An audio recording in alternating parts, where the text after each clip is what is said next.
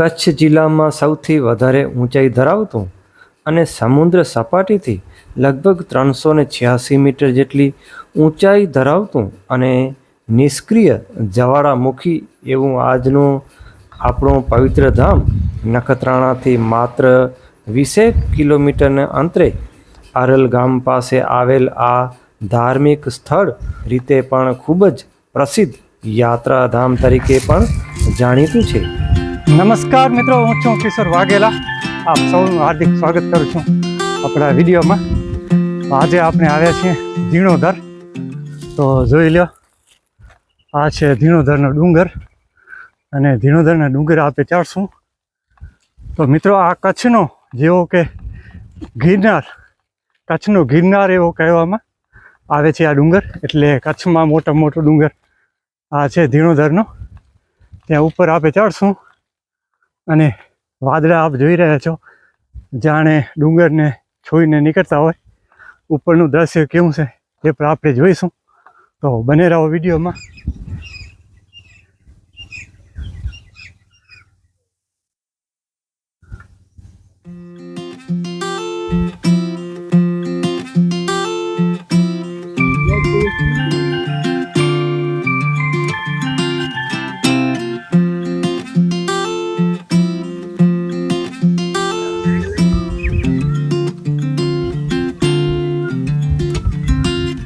મિત્રો, હાલ આપણે જે જઈ રહ્યા છીએ તે લગભગ અડધાથી ઓછો પંથ થયો છે. તે આપ જોઈ શકો છો, કોંક્રીટ માલનો એટલે કે સીસી રોડ છે. ઉપર પછી આગળ પગથિયા આવશે, તો પગથિયામાં ચડીને ઉપર જવું પડશે. અને મિત્રો, અહીંયાથી હવે શરૂ થાય છે પગથિયા. હવે ઠેઠ અહીંયાથી કરીને ઠેઠ ઉપર મંદિર દેખાય છે ત્યાં સુધી કમ્પ્લીટ પગથિયા છે. એ પણ ડબલ આપ જોઈ શકો છો, એક તરફ ચડવાના ને એક તરફ ઉતરવાના.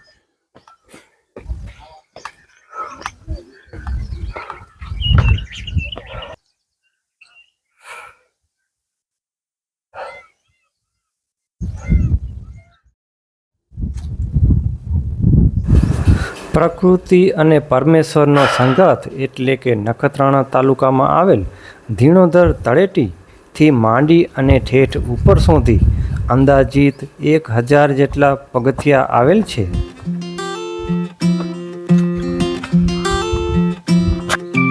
તો હવે થોડુંક જ ઊંચો ભાગ રહ્યો છે, ચડવા આવ્યા છીએ ઉપર આપણે. થાક બહુ લાગ્યો છે.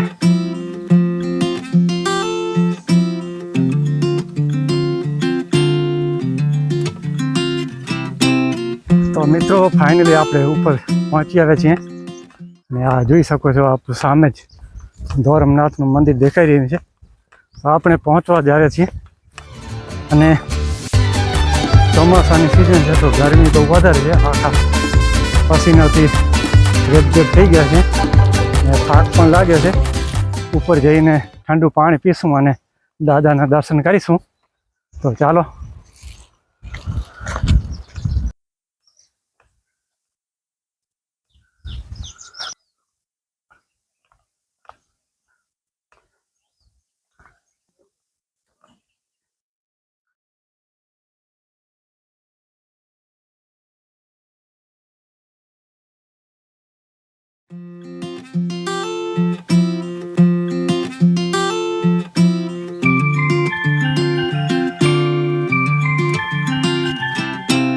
તો સુથાનિકમાં ધીણોધરનો અર્થ થાય છે ધીરજ. ધીરજ ધરનાર એટલે ધીણોધર. આધ્યાત્મિકતાની દ્રષ્ટિએ યોગી શ્રી સાધુ સંતોએ પોતાની સાધના માટે આ પવિત્ર ભૂમિ પસંદ કરેલ છે અને દાદા ધોરમનાથની જગ્યા ધીણોધર થાન તરીકે પણ જગ વિખ્યાત છે. લોકવાયકા મુજબ દાદા ધોરમનાથે ધીણોધર ડુંગર પર ઊંધા માથે વર્ષો તપસ્યા કરી હતી.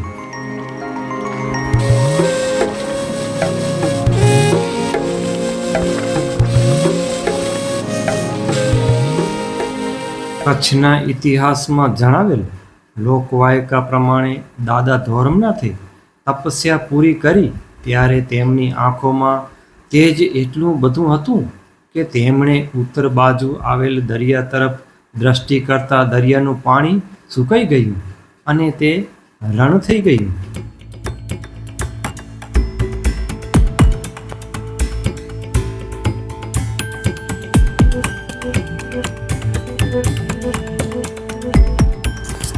આ ધીણોધર એક સુસુપ્ત જ્વાળામુખી પર્વત છે. તેના કંદરામાં ફરવાથી આપણને આ પર્વત જ્વાળામુખી છે તે જાણવા મળે છે. તેની સાબિતી હવે ના આપણે દર્શન અવશેષો કરી પણ લીધા મળે છે ને દર્શન કર્યા બાદ ધીણોધરની નીચે ટેકરી ઉતરવાની ઉપરથી જોતા તૈયારી કરી રહ્યા છે. કચ્છના રણ તો અને આજુબાજુની છારી જગ્યા પણ ઢંઢના આપ જોઈ શકો છો. કળણનું કે સુંદર વાદળોથી દ્રશ્ય વાતો પણ કરતો જોવા મળે છે. ઊંચો ડુંગર કચ્છનો. ખાસ કરીને સારા વરસાદ પછી આ દ્રશ્ય ખૂબ જ રમણીય લાગે છે. દાદા આ ધોરમનાથે તપસ્યા ક્ષેત્રમાં કરી ઘણી હતી. વન્ય અને એ સ્થળ જીવ છે આ. સંપત્તિ આવેલી છે અને પર્વતારોહકો માટે પણ આ માનીતું સ્થળ છે.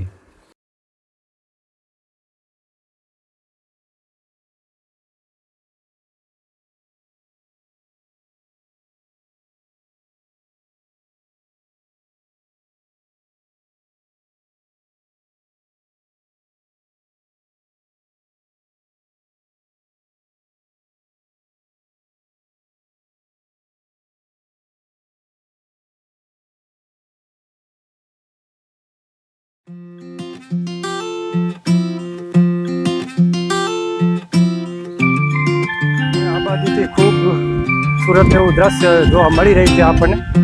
પવન બહુ વધારે છે, પરંતુ આ નીચે જે મંદિર આવેલા છે દ્વારકાનાથ, અને માંથી આ પગથિયા છે ઉપર તરફ